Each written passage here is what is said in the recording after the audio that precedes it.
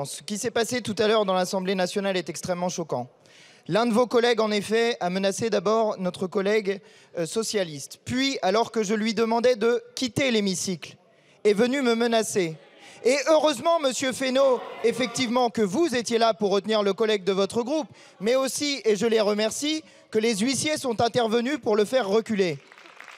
Parce que sinon, je ne suis pas sûr du fait qu'à la fin de la soirée, je ne me serais pas pris une baigne. Mais voyez-vous, Monsieur Fesneau,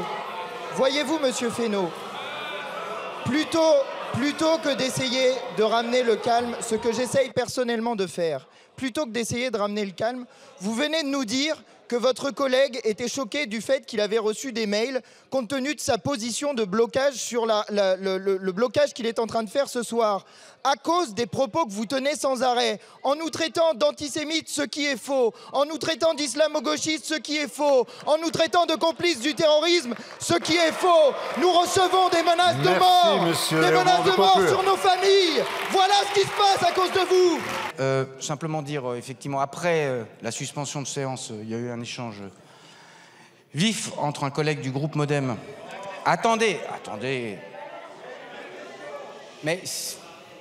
Enfin, non mais attendez. D'abord, il n'y a pas eu d'acte de violence. Je pense qu'il y a eu des personnes... Mais attendez, laissez-moi finir mon propos. Si vous voulez qu'on essaye d'apaiser les choses, je crois que c'était la volonté de chacun. Il peut arriver, et je le regrette, dans mon groupe comme dans tous les groupes, qu'il y ait des manifestations, soit de menaces, soit de violence. Donc vous me trouverez toujours sur ce chemin. Et le député en question s'en expliquera le temps venu. Premier élément. Deuxième élément, je propose que... Alors, je crois que le collègue Léaumont aussi était concerné. Mais arrêtez, Madame Chikirou. J'étais entre les deux, donc ne mélangez pas tout. Bon, j'étais entre les deux, Monsieur Léaumont. Vous êtes témoin. Bon. Il peut arriver, ça n'est pas la première fois, j'ai été président de groupe longtemps, j'ai été ministre des Relations avec le Parlement, ce sont des choses qui arrivent. Simplement, il faudra que le député puisse s'en expliquer avec ses collègues. C'est vrai, c'est arrivé. Je le dis aussi, et ça ne s'adresse pas à ceux qui ont pu être... Vous avez évoqué, chers collègues, la question de la tension du type de débat, d'une niche comme celle-là. Il faut aussi mesurer ce que c'est que la tension de recevoir du harcèlement, y compris à domicile, des coups de téléphone, quand on vous menace. Ça n'est... Attendez! Ça n'excuse... Parlez-moi, et moi aussi. Voyez, la preuve, ça vous énerve vous aussi. Voyez, la preuve, Madame la députée, ça vous énerve vous aussi. Donc, ce que vous comprenez pour vous, vous devez le comprendre pour les autres. Ce que vous êtes en train de faire est une provocation. Et je voudrais juste dire très calmement au président Fesneau, parce que je crois que c'est important que ça soit dit dans cet hémicycle, et j'aimerais, Monsieur le Président, que vous me laissiez le dire. Il n'y a aucun rapport entre le fait que des votes soient publics. Je crois que nous sommes toutes et tous ici représentants du peuple. Nous ne sommes pas dans un conseil d'administration. Il n'y a aucun rapport avec le fait de recevoir des mails.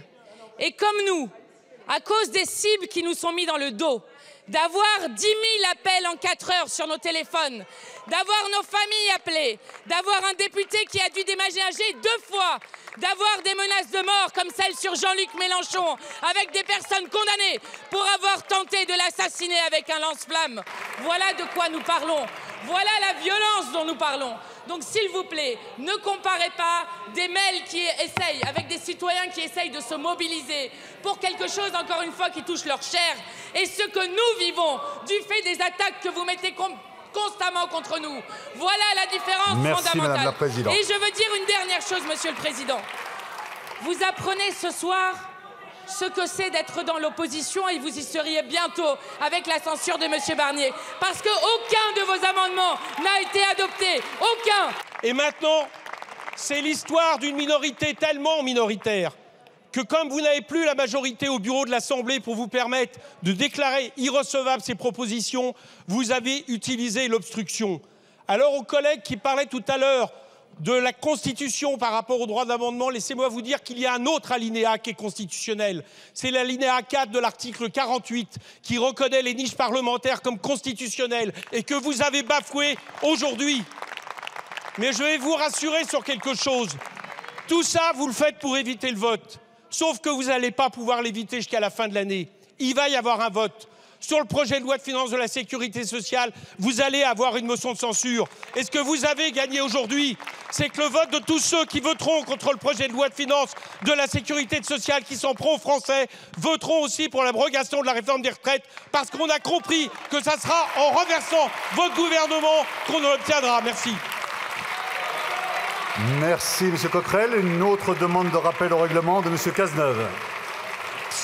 Merci, Monsieur le Président. Un rappel au règlement sur le fondement de l'article 47.1 de notre Constitution, sur l'article 40 et sur l'article 48.4. Quelle hypocrisie, Monsieur Coquerel. Vous invoquez l'article 47.1 que le gouvernement a effectivement employé pour porter le projet de financement de la sécurité sociale, rectificatif. Mais pourquoi nous avons utilisé le 47.1 ? Parce que vous avez déposé 12 957 amendements et qu'il a fallu 21 jours en séance pour pouvoir les débattre. C'est d'une hypocrisie sans nom ce que vous venez de faire. Ça, c'était sur l'article 47.1. Sur l'article 40, Monsieur Coquerel, Monsieur le Président de la Commission des Finances, vous êtes le garant de cette Constitution et de cet article 40. Quand vous déposez une proposition de loi qui coûte 20 milliards d'euros par an, c'est à vous de saisir l'article 40. C'est à vous de respecter les institutions. Et comme d'habitude, vous les fourvoyez. Vous êtes un fourvoyeur de nos institutions. C'est scandaleux. Merci de conclure, chers collègues.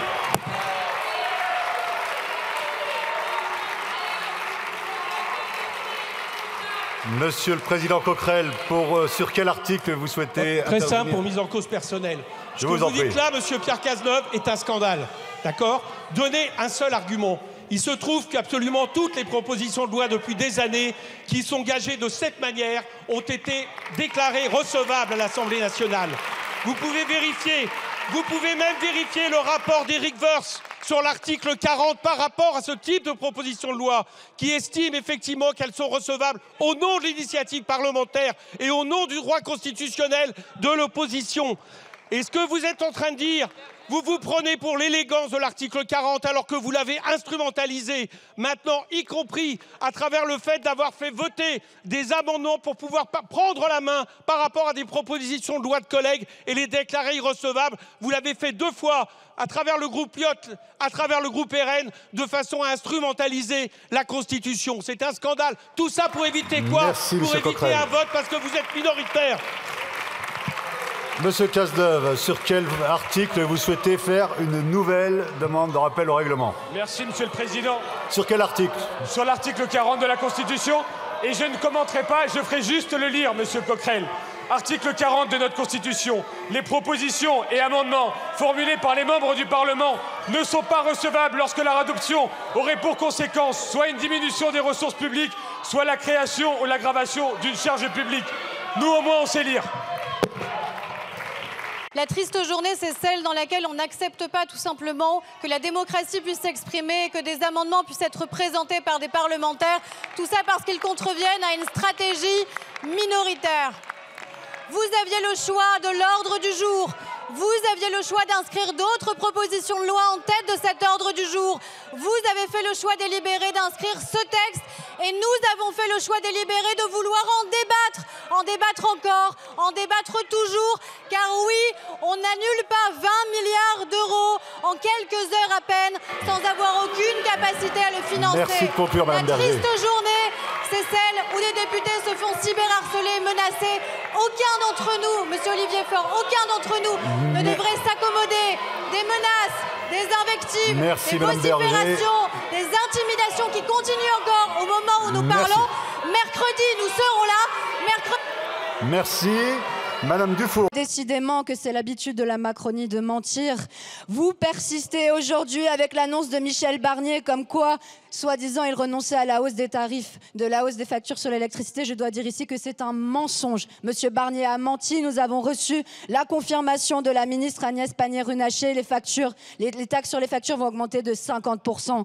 Les Français comprennent aujourd'hui qu'avec vous au pouvoir, jamais la réforme des retraites ne sera abrogée. Ils comprennent aujourd'hui qu'avec vous au pouvoir, on leur mentira encore et encore sans arrêt. Ils comprennent qu'il n'y aura jamais le respect sans la censure. Nous nous donnons rendez-vous mercredi pour faire tomber votre régime, pour enfin rendre le respect aux Français. Merci.